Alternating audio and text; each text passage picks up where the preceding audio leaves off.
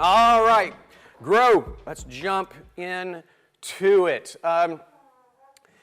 What is the secret to each sex? Now, this happened to me when I was in seminary. I had a buddy named Stephen Toller, and Stephen Toller said this when he was growing up. His father told him, son, one day I will tell you the secret to women. Kept telling this over and over, year after year. Son, one day I'm going to tell you the secret to women.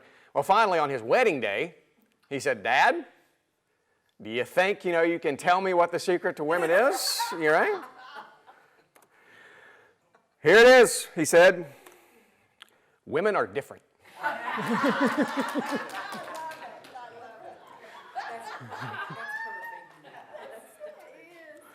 Men and women are different. And I tell you the truth, when I went into ministry, my dad told me, he said, the one thing you will hate doing in ministry is any kind of counseling with couples.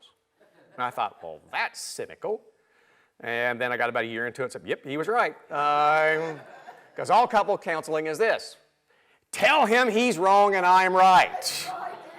Tell her to shut up and then I'm right. That's basically what it boils down to. And you basically say, you're both wrong, you both need to shut up, and neither one of them want to hear that, and that's usually the way it is. But men and women are different. Now, look, I've had failed relationship, but I've spent the last few months reading as much up on this as I can from people who do actually know what they're doing, and so it's been really interesting. And so here's one of the things that they teach you.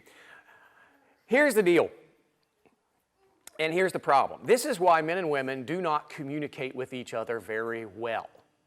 Right? It's almost like sometimes we're speaking foreign languages. Women want to be heard and understood. Men want to fix it. Everybody's nodding, or looking at you like, can I nod?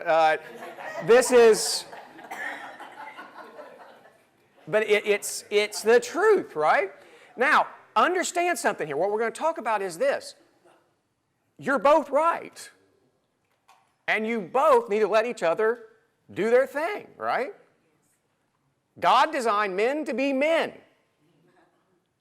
He designed women to be women. And so you need to let the man be the man, and men, you need to let the woman be the woman, all right? That means that this is how it works. So she comes in and she starts talking. Your go-to is going to be, okay, well, let's do this. Well, okay, let's do that. Chill out. Take a breath. Let her finish. And if you have to, actually ask her, do you need to say anything else, honey? And then you express empathy. Sometimes my wife literally almost just like, oh, thank you. When I say, I'm sorry. Oh my. That's it. She had a bad day. She's going on and on and on and on. And then my go-to is, well, I'll talk to that idiot and I'll straighten that out. I have learned the hard way. Yeah. Just be quiet. Are you done? Yeah. I'm sorry, honey. And she goes, thank you. I was like, it's that easy? Really? Wow. Why didn't somebody give me a manual, I mean, goodness sakes. Okay, so you let it, but women, once you are finished, he's going to want to fix it, and guess what? Don't get mad and go, oh, you're not listening to me. He's being a man. God shot him full of testosterone for a reason. He wants to fix things. And if he can, let him fix it. Right? So say your piece. Get it out there. Men, shut your mouth. Listen. Don't be looking at the TV while she's doing it. Look at her in the eye. Maybe even hug her. Let her finish. Express some empathy. Then when it's done, women, he's going to propose ways to fix it. Listen and let him do it. Men be men, women be women. Does that make sense? Huh? Okay. Now, men who are looking skeptical, notice all the women nodding. Okay? The one thing my dad did tell me before I get married was understand this, Matt. You can be right or you can be happy.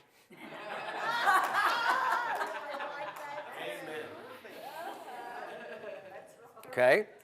Now, here's another little fact of life. You're going to fight. It's going to happen. Men and women are going to fight. But here is the deal. Fight fair. Attack the issue, not the spouse. Never call names. Never drag them through the mud. Never attack the issue, not the person. Right? They actually teach you, and if you take logic or any of that kind of stuff that bores most of you and only geeks out people like Joey and me, when you teach logic and stuff, they tell you the moment you start attacking the person, you've lost the debate. Because that means you have nothing substantive to say. It's called an ad hominem. Do not attack the spouse, attack the issue at hand. Okay, we're having a problem. What's going on here? Right? Are you feeling insecure? Are you feeling what's going on here and why?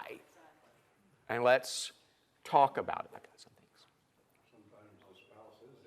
Sometimes the spouse is the issue. Well, sometimes it is. That's true. Yeah. Are you volunteering yourself as the subject there, Lou? Because yeah, sometimes the spouse is just being an idiot, and I've had that. I mean, sometimes the guys are like, look. You better take that back. Not you, honey. In other marriages. I have had those conversations where couples come in, and the problem is that the guy keeps looking at pornography. You know, he's online all the time, but somehow his history is always clear. And the woman's like, I know he's doing it. Well, then that guy's just an idiot. And I tell him, you're an idiot. Stop it. You got the real thing. What's your problem, man? You want a picture of bacon or you want bacon? Don't be an idiot. Then they're being an idiot. You see my point? When they do stuff like that, yeah, then it's a spouse, but then you have to, but even then you have to attack the issue. At some point you got to get by that and you got to get to the issue. I had a guy in my office who has a sex addiction. I said, okay, let's talk about it. First of all, it's a heart problem, right? It's a heart problem. Second of all, there's something going on where you are actually getting your self-worth somehow through this. And we need to attack that. And we need to deal with that. And in the meantime, we got to put some accountability measures in place. There is free software out there that you can get that if you go to a pornographic website, it doesn't matter if you clear your history or not. It's recording it and sending it to your accountability partner. Now, that's just a smart thing to do. And I tell every young man, and I've had this because I have a lot of young men who I'm their accountability partner, and they think what they can do is they can go turn the software off and do it and then turn it back on. You get an email for that too. I was like, hey, guess what I just got? Right? But when it comes to this, when it comes to differences, you need to understand something. Here's the problem. Men get defensive when women bring up issues that concern them. So if a woman is feeling really insecure or something like that, and they're being really emotional, men get defensive because we do not deal with emotions well. If we're in this emotional thing, lady, you're crying, you're upset, we're just like, okay, this is weird. We're just like, we don't like this. I need to go turn on football real quick. That's just how we feel, right? That's just how we feel. So women, you need to recognize that it's difficult for us, all right? We're just not gifted in that way. And so you need to understand that when you get all emotional, we're just not good at dealing with it, okay? So you're going to have to help us out there. See, here's the deal. Men generally crave respect, and women want to be loved and understood. Now, so you need to keep this in mind. Ladies, that means the number one thing you need to show your husband is respect. You need to show them respect. Now, and men, you need to, like I said, let them talk, listen, express empathy, right? You need to do that, okay? So men, you need to take the time to listen and be affectionate, which doesn't come natural to us either unless we want sex. Let's just be honest. It just doesn't. We're not natural hand holders and all that kind of stuff. It just doesn't come natural to us. If we're holding your hand, rubbing your back, it's like, 5 minutes from now, huh? That's just the way it is. And when it comes to sex, men and women are just different that way too. In general, women want atmosphere. They want romance. They want to feel like this is romantic. Men are just like, their idea of romance is drop their pants and go, you want it? That's it, right? So there's just that difference there, and you need to understand that. But when it comes to the respect thing, here's a big one. Women, never make fun of your man. Exactly. Don't do it. Don't call him names. The moment you do that kind of stuff, you're running into that respect thing, and it's just going to blow up. It's just going to blow up. Understand? And this is another one that's seems to be pretty straightforward, but you need to know, and you need to let older men, you need to let younger men know. Because one of the things I'm going to be talking about in this class is you guys who are getting a little gray up here like me, you need to mentor young guys. You need to find young men, take under your wing, and teach them. And one of the things, and women, older women, you need to find younger women, take them under your wing. And one of the things that you need to teach them is romance alone will not make you happy.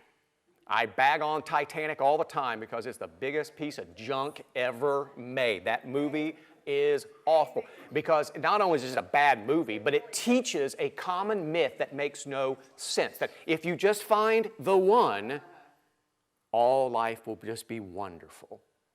Baloney. Absolute baloney. The simple fact is, you're a sinner, you're marrying a sinner, so that's what sinful situations are going to happen. You're going to butt heads, it's going to happen. Romance alone, and men are bad at romance anyway. So it's not going to happen well. I have actually counseled people who, this guy was like, I don't understand, why is she so upset? I spent a lot of money to give her a great anniversary. And she goes, he bought me NASCAR tickets.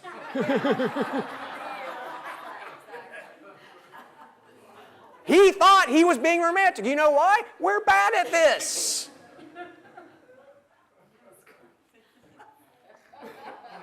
So if you just set this expectation that this is what it's supposed to be, you are in for a lifetime of disappointment. Right? And men, sex alone will not make you happy. A good sex life is a key to a marriage, but it alone will not make you happy. Now, I have seen this. I lived in Southern California, and where the place I lived in Southern California, especially for the first 6-7 months, well, at that time in 1989 was the porn capital of the world. And I would stop in the 7-Eleven and get my coffee and cigarettes. I smoked back then. I'd go in there and I would see porn stars all the time. They were almost all drug addicted with tons of makeup on, looked like they hadn't slept in 3 days. So I tell this to people all the time, if sex alone would make a person happy, porn stars would be the happiest people in the world. And yet they have the highest rate of suicide and drug addiction in any profession. Does not work that way. Just doesn't work that way. Another myth. Those who have sex before marriage and or live together have a greater risk of divorce than those who don't. This is another thing. You older guys need to teach the younger guys because it is pervasive these days. We have young couples who come here to church, they're living together, they're not married, they don't see what the problem is. They really don't, and when you talk to them about it, it's like, what? And I literally had one guy, well, you test drive a car before you buy it, don't you? It's like, she ain't a car, dude. Yeah. And the simple fact is the statistics are there. The highest rate of divorce are among those who have sex before marriage. I know it seems counterintuitive to a lot of people, but it's the truth. Those are just the stats. The best book on marriage I've read, I haven't read all these books, and there's lots of them out there like Sacred Marriage and so forth, but Craig Groeschel's books are really, really, really good. And his last book he co-wrote with his wife is excellent. If you don't know who Craig Groeschel is, he's a pastor of a very large church out in Oklahoma, and he's a dude. I mean, he's a huge dude, but he wrote this wonderful book. He says this, number one, there's 5 keys to a fail-proof marriage. Number 1, put God first. God's first, your spouse is second. God is your 1, your spouse is your 2. You want to protect your marriage? God has to come first. Number 2, as we talked about, fight fair. No name calling. And ladies especially, if you say you've forgiven him, don't bring it up again. This happens all the time. You get into a fight. Oh, well, you did this, you know. And for some reason, you ladies have this ability to think that something happened 15 years ago happened yesterday. You treat it like you do. I mean, if you say you've forgiven him, it's gone. You don't bring it up again, right? Number 3, you have to have fun together. You have to have fun together. And that means both of you need to find things you both like to do. Now, that being said, women, if you think your man's just going to love to go shopping and hold your purse, you're dreaming. Ain't going to happen, right? But you can find things together. Megan and I are trying to find things like she's going to get her concealed carry. We're going to go shooting, right? I like to shoot. I'm going to teach her to shoot, see if she likes it. We'll see. Hopefully, you know. But you find things. And here's the thing, though. And again, this is a study. This is not my opinion, right? In general, men hate doing effeminate things. Women do not mind doing masculine things. There you go.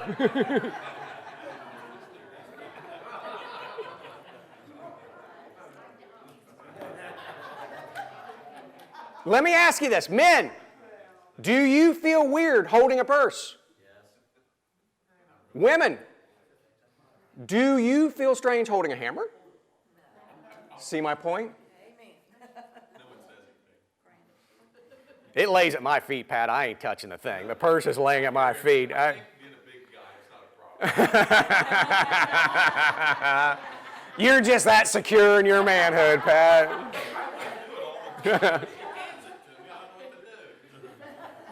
It drops to my feet is what it does to me. I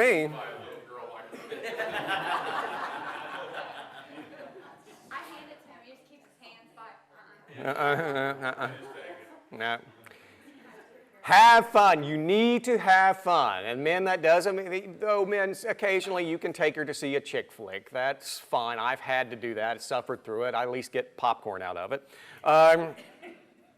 Number 4, stay pure. That means that if you have a problem, you know, make sure that you have accountability systems set up. And number 5, never, ever, ever, ever, ever give up. Never give up. Questions so far? Okay. And remember this, going back to this, God needs to be 1, your spouse needs to be 2. I'm sorry. You can't, go ahead. Did you name a book or anything that he wrote? Yeah, I'll come to it. I've got to talk. Yeah, you're fine. Yeah.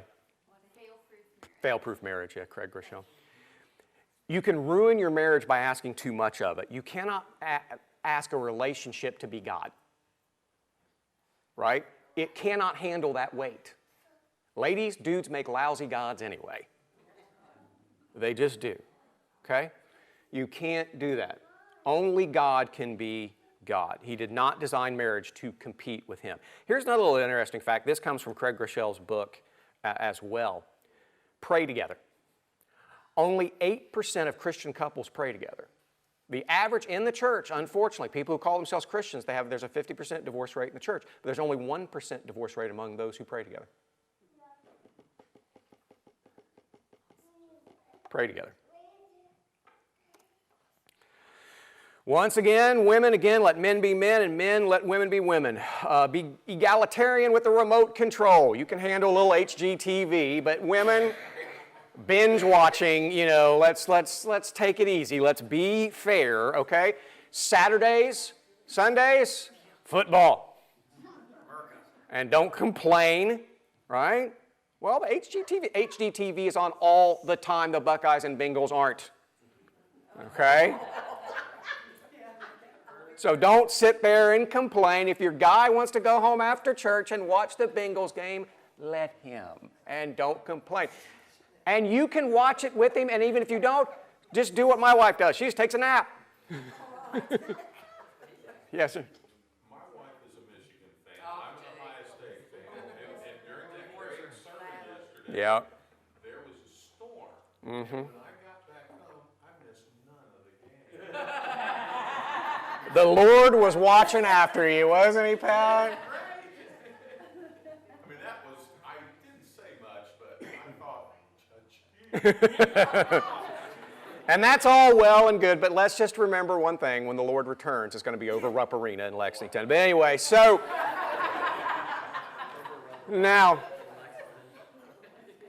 and so I got a little bags under my eyes because I stayed up late to watch the UFC 203 last night. Great stuff, by the way. Let him do that too. That's okay.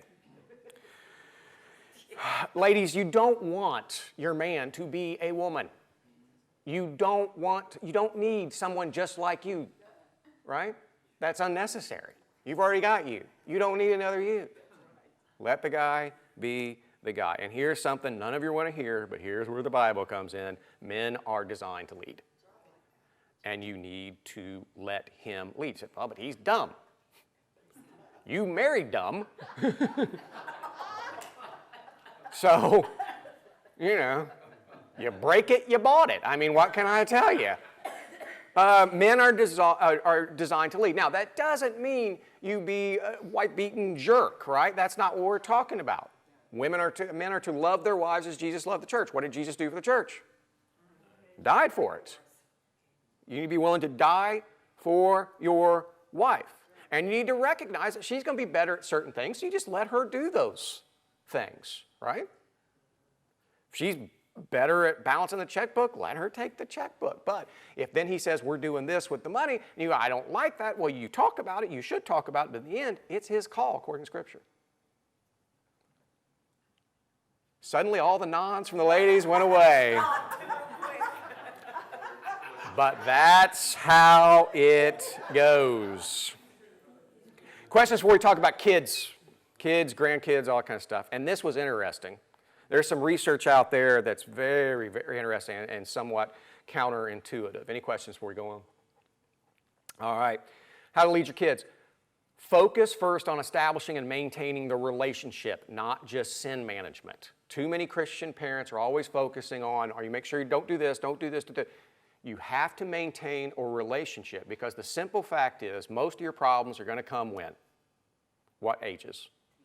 Teenagers.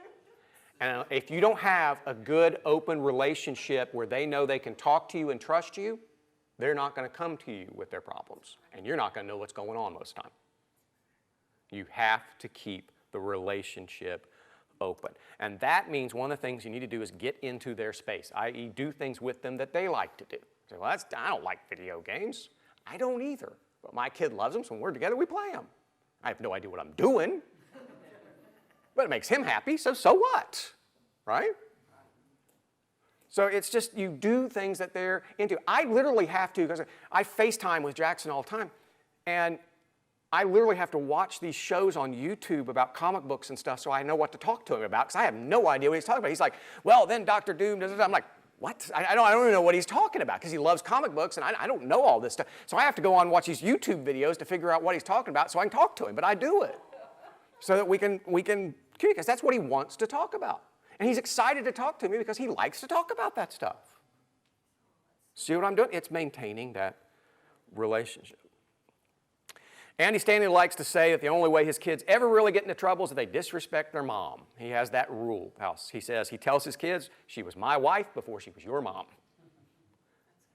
And so you will not disrespect my wife, is what he says to his kids. He says, you can disrespect me a little bit. Guys rag on each other anyway, that's fine. But you do not disrespect mama. That's ironclad rule. Now, this is going to be counterintuitive, but there's a lot of research behind this, folks. The keys to success are not education or IQ. Actually, a study has shown when they measured people with above average IQs, with genius IQs, there was no discernible, nothing there. The higher the IQ did not mean more success. Actually, the guy with the highest IQ in the United States is a bouncer in a little bar in Rhode Island. IQ is not the key to success. An Ivy League degree is not the key to success. Most successful CEOs of Fortune 500 companies do not have Ivy League degrees. It's not natural talent either. You can have natural talent, and if you don't discipline yourself to develop it, you're not going anywhere, right? You saw that with, remember Maurice Claret? One of the most talented running backs I've ever seen. But you know what he had in his water bottle at the side? Vodka. That's why he didn't go anywhere. Emotional IQ, which we'll talk about here in a minute, authenticity, knowing yourself, being transparent, being yourself, and grit, facing adversity and pushing through it are the keys to success in any area. And there's a lot of science to back this up. There's a great little book called Grit by Angela Duckworth, and Megan and I watched her TED Talk, which is you can go online and watch. It's very, very good on grit. So here's what the thing is. Emotional IQ is recognizing why you feel what you feel. Once you understand why you feel what you feel, you'll be able to recognize it in others. Now, when this happens, you're able to control your emotions. You're able to understand other people, which means you're better at social skills, which means people want to be around you. Guess what? Successful people are people want to be around. Make sense? So stop and reflect on why you feel what you feel. When you get angry, why? When you get frustrated, why? What is going on there? Not just, well, I'm in a hurry. But okay, but ask yourself this, is your time more important than anyone else's? You need to sit and think about these things, right? It's stopping and reflecting on your own emotions and actions and teaching your children and grandchildren to do the same. If you help them do that, they'll be more successful. Also, empathy, the ability to put yourself in someone else's shoes, is incredibly important. I used to see people like in the grocery store just lose it and scream at their kids, all kinds of stuff, and your immediate reaction is, what a jerk, what a bad parent. But then one time I was in the grocery store, saw that happen, got behind the lady, checked out, cashier was talking to her. Guess what? Husband's dying of cancer. Think that makes a difference? See what I'm saying? We automatically judge people. We don't know what's going on in their lives. To be able to express empathy, to cut them a little slack, is key. Cutting people slack is key. Helping them to learn. I remember, I can't remember if it was Jack Welch or who it was talking about, had a guy put together $1 million deal and it fell through, and he walked in the office and he goes, well, I guess you're going to fire me. And Jack Welch said, fire you? I just spent $1 million training you. Right? And he helped him learn what he did wrong. Right? One of the things you have to do, help people, other people, find what they're really passionate about. If people are able to do what they're really passionate about, one, they're better at it, and two, they're happier. They just are. You know, my wife's been pushing me to become a certified personal trainer because I love to be in the gym. And so I'm doing it. Right? And one of the things I'm going to do is I'm going to only train men over 40. I'm going to specialize in that because I didn't start going to the gym until I was 42. And I will train people who go to church for free. Otherwise, it's going to cost you. $25 an hour or church for an hour and 15 minutes on Sunday. Your pick, right? That's how it's going to be. But I love to do it, right? So it's find something you love to do and help your kids. This is one of the reasons why we're going to talk about this here in just a second. One of the reasons why millennials, people born between 1980 and 2000, are taking so long to get out of their parents' basements. When they did studies, we're sitting there thinking, well, they're just entitled, they're just brats, they just don't want to go to work. Actually, what they've seen is, they say that we've seen our parents and grandparents complain so much about their work, we're going to take our time and find a job we really like because we're not making that same mistake.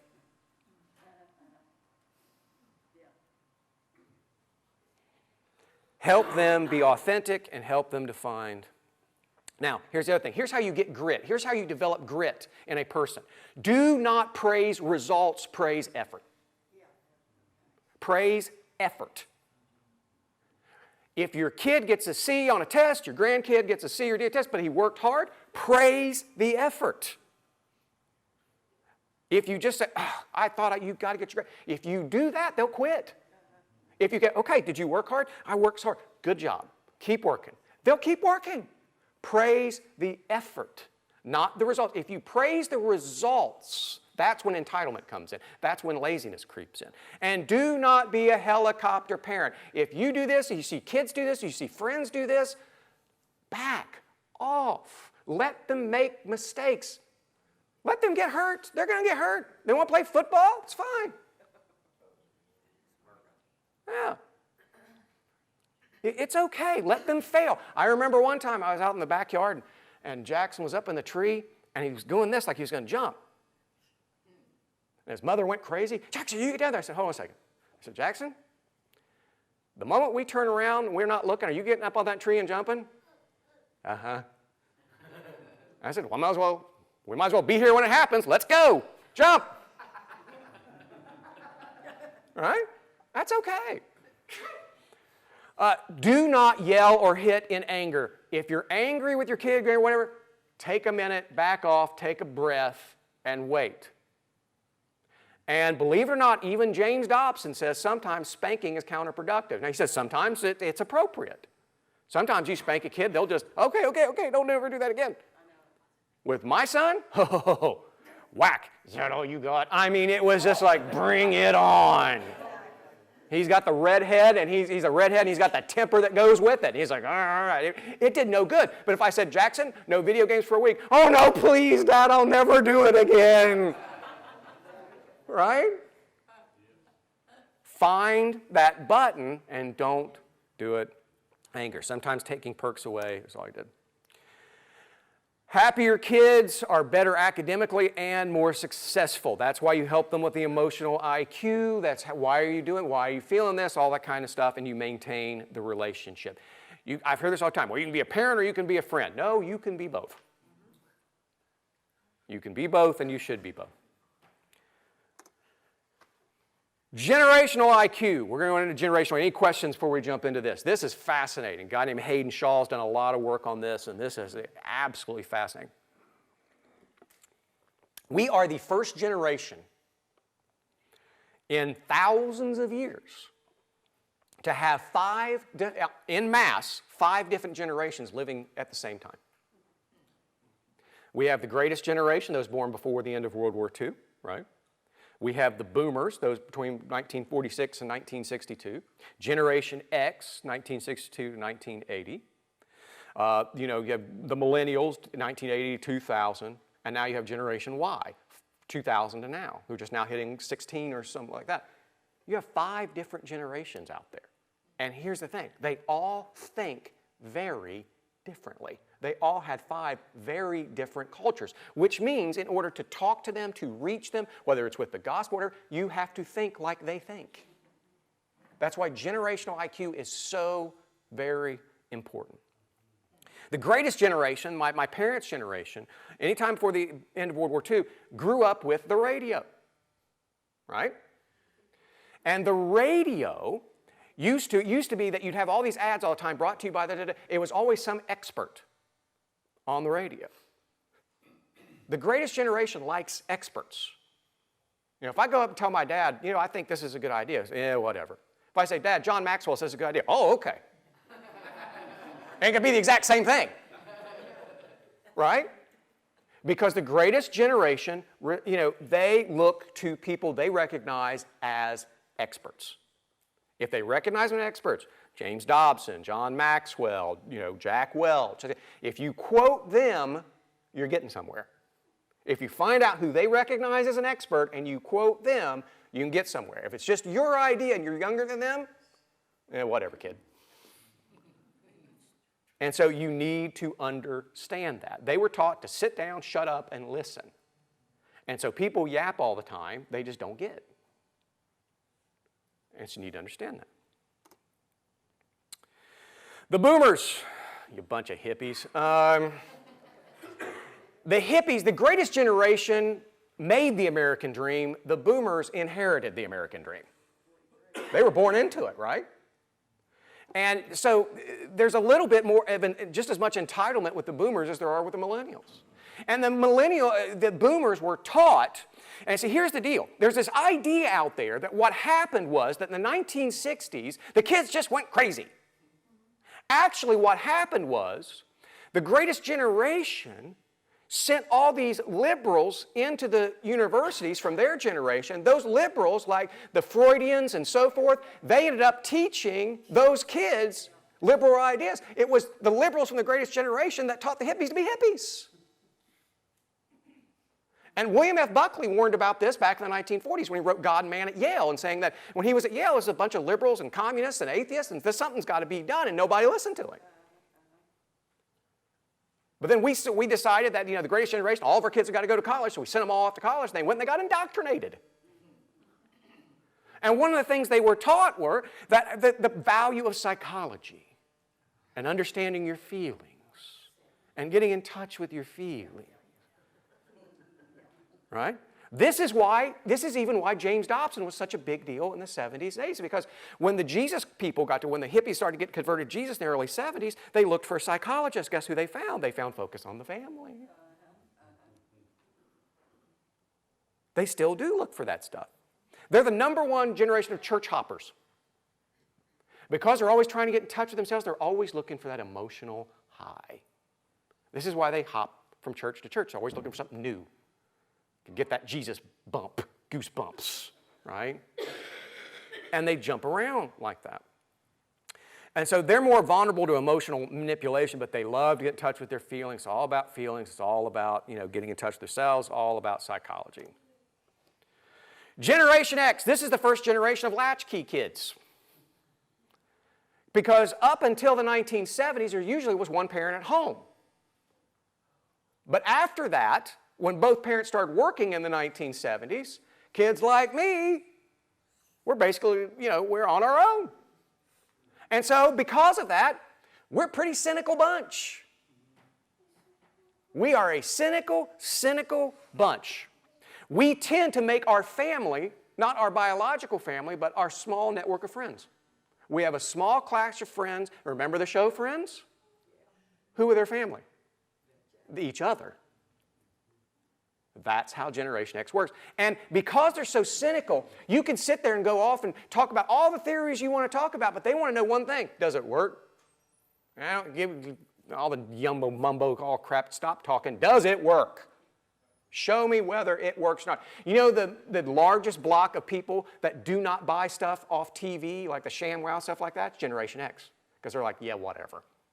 Yeah, like that works. Exactly, yeah. We're a cynical bunch. You've got to show us that it works. This is a big deal with Christianity, because one of the reasons I checked out of Christianity when I was a teenager was I looked around and go, bunch of hypocrites. This doesn't work.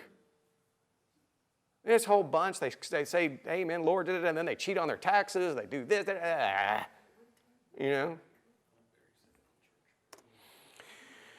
The millennials. Here's the deal with the millennials. They have been told they are special, and they believe it. Right? I love the meme of all these 18 to 22-year-old Bernie Sanders supporters, and the line over is, this is what happens when you give every kid a trophy. It's just, that's the millennial thing. When they did some studies on this, here's what they asked.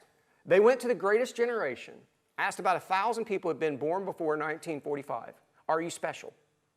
93% said no. The millennials, 93% said yes. Now, just numerically, that's impossible. Right? But they believe it. And they like to ask questions, they like to talk. And they tend to be what we would call ADHD. They can't focus on anything. And that's because they've grown up with checking this thing. And they're like Pavlov dogs. If their phone buzzes, uh-oh, somebody's live.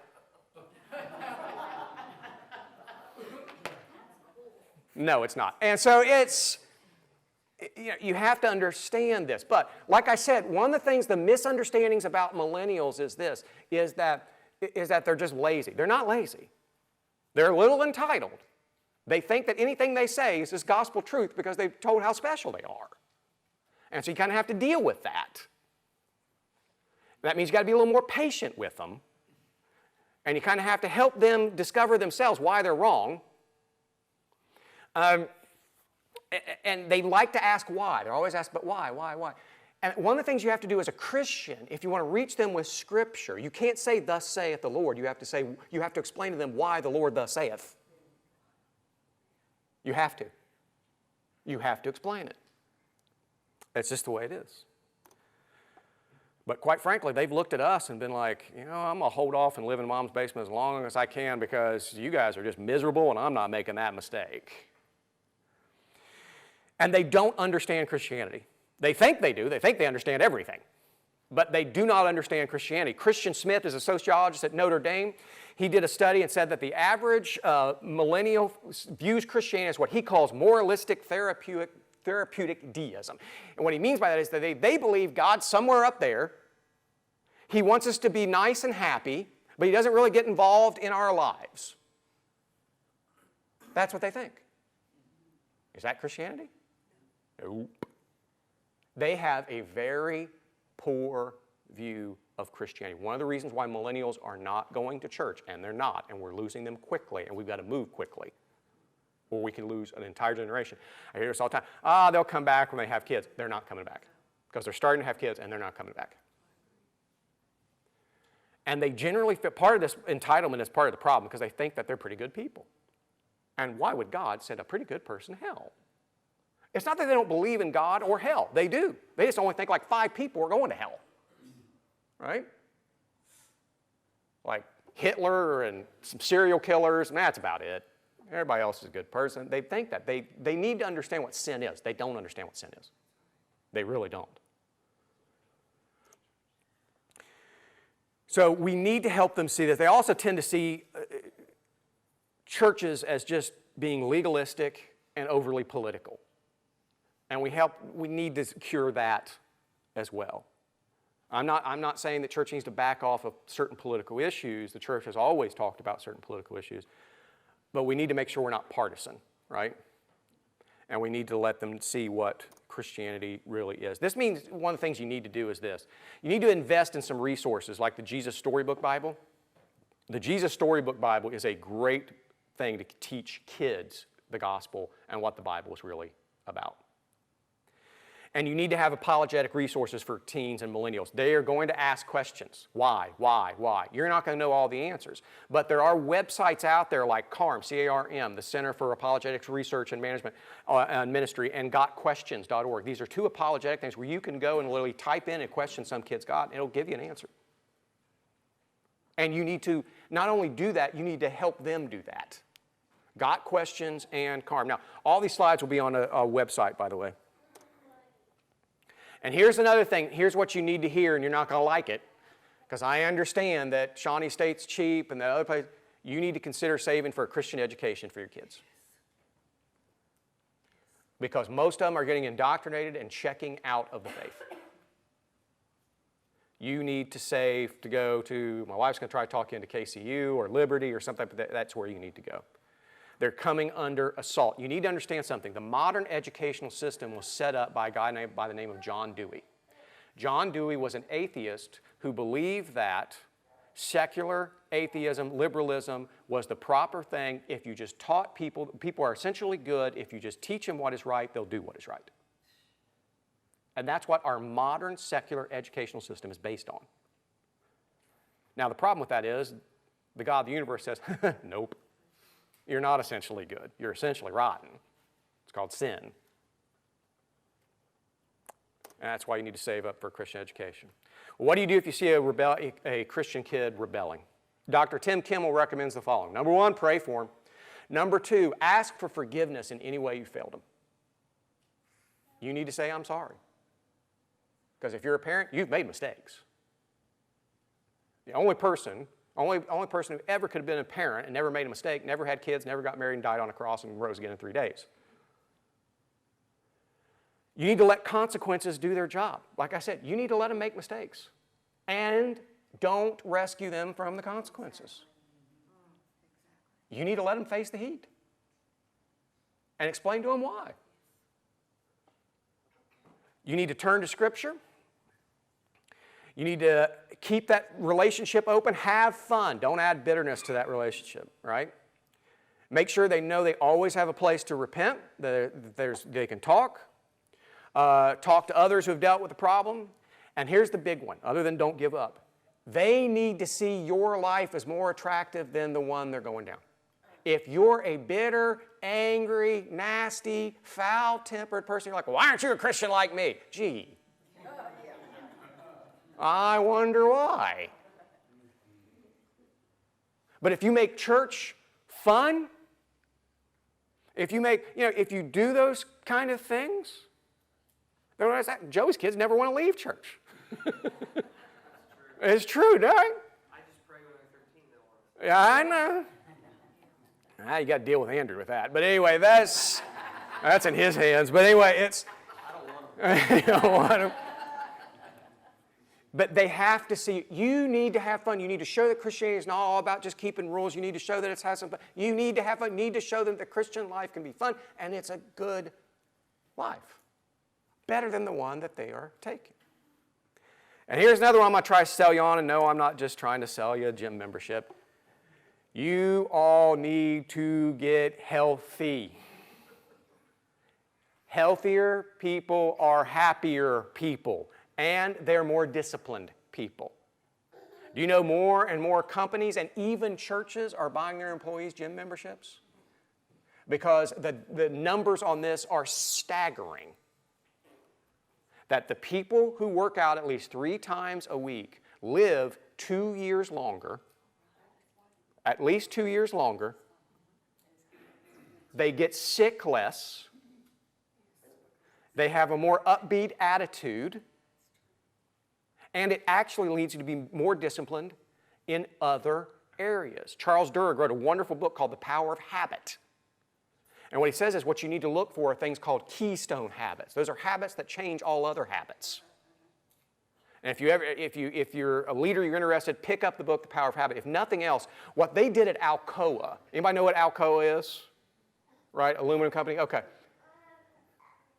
What they did there was amazing. When they hired their CEO, I think it was Paul O'Neill, I believe, but when they hired their CEO, he came in, and the first thing he did back in the 80s when it was done, he said, he got up, and he was there with all of the stockholders, and he got up and he said, we're going to make Alcoa the safest place to work in the world. And the stockholders were looking at each other like, what's he talking about? Board of directors looking at this. Because usually when a new CEO comes in, they give this rah-rah speech. We're going to take the stock high. We're going to do this, do that. He didn't say that. He said, we're going to have 0 injuries. We're going to have this. You know what he was doing? What he did was, one, how easy is it to sell both management and unions on safety? That's an easy sell, right? But then what happened was he even had a 1-800 number where any employee of Alcoa could call the CEO directly and report any safety problems. And he did this for a number of reasons. Once they set up this system and they gave the employees empowerment to make suggestions, make changes, guess what? the employees became invested in the company. They felt they had buy-in, and so they started to work harder. They started to work better. The product was better. Everything changed. And what Paul Neal was doing was he was looking for that keystone habit. Working out is a keystone habit for many people. It leads to disciplines in other areas of their life. Also, one other thing, men and women, those of you married, studies show it leads to better relationships. That's all I'm going to say. And especially men, understand this, something that you've probably learned the hard way. Your testosterone level drops the older you get. In your 30s it starts to drop, in your 40s it really starts to drop. And that's why you get belly fat, that's why you feel sluggish, that's not, that's why you don't have good relationships, that's why, it's because your testosterone level drops. Well, there's only one way to raise your testosterone other than go get a shot from the doctor, which brings all kinds of other complications, which is diet and exercise. And you don't have to do hard exercise. You can do simple exercises. I can teach you guys over 40 to do your cardio in 15 minutes in your living room. And nothing back-breaking, nothing. You won't have to lift a weight, won't have to do anything. And if you just do it for 15 minutes and you limit your breaks to about 30 seconds in between sessions, you'll get that heart rate up. You get that heart rate up, you boost your metabolism, you boost your testosterone level. You start doing that stuff, you'll get healthier, and you'll thank me.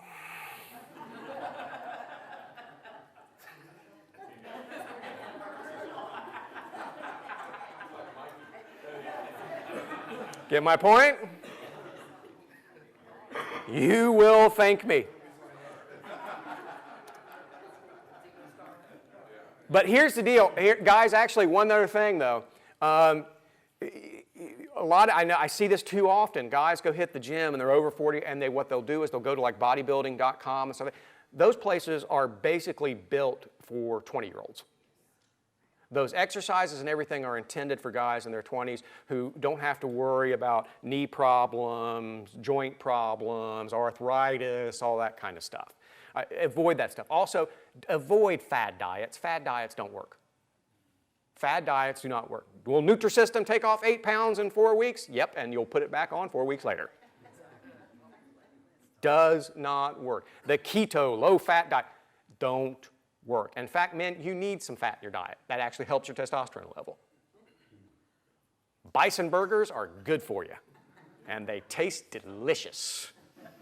All right? Have yourself some bison.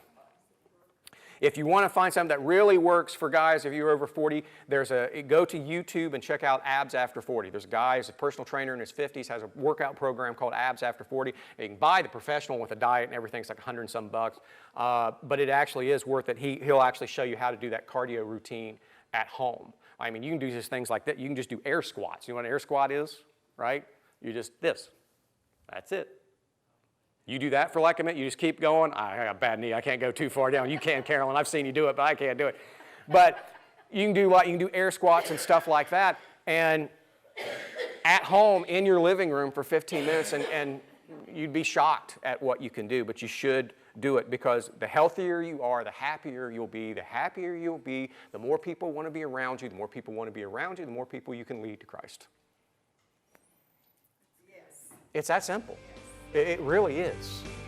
Christ Community meets on Saturday at 5 p.m. and Sunday at 10:30 a.m. For more information, visit www.christcommunity.net or check out our Facebook page.